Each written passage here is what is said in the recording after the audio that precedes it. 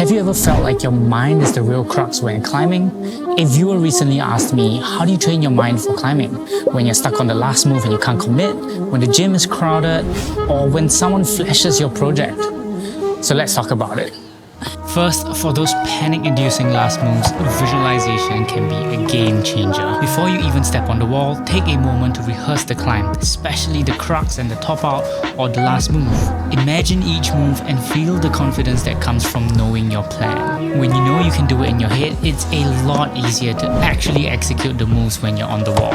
Second, let's tackle those crowded gym sessions. When there's noise and people everywhere, it's easy to get overwhelmed. You can get performance anxiety and start worrying about people watching and judging your every move.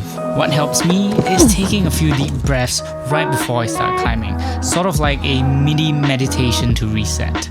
I focus on my body awareness, the movements I'm about to make, and the route in front of me. I try to find my flow state and block out the chaos around. Finally, let's talk about when someone your size flashes your project. It's easy to compare yourself, but instead of focusing on the pressure to send, try shifting your mindset a bit. Ask yourself, what can I learn from how they climbed it? Did they use a different beta, or was there something about the way they climbed that was more efficient than how you climbed it? I feel this a lot as a 5'3" climber. I often watch taller people execute moves that are way harder for me.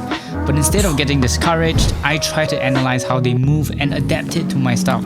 Everyone has strengths and weaknesses, and it's about figuring out how to make the climb work for you. Climbing isn't just about training your body, it's about training your mind too. Be intentional with how you respond to these situations, and instead of reacting with frustration or panic, take a breath and choose an action that helps you move forward. Alright, if these tips resonate with you, make sure to follow along for more climbing content. We're just a few days away from our trip, so join me on our road to Reset on Outdoors and let me know in the comments, how do you tackle mental blocks while climbing?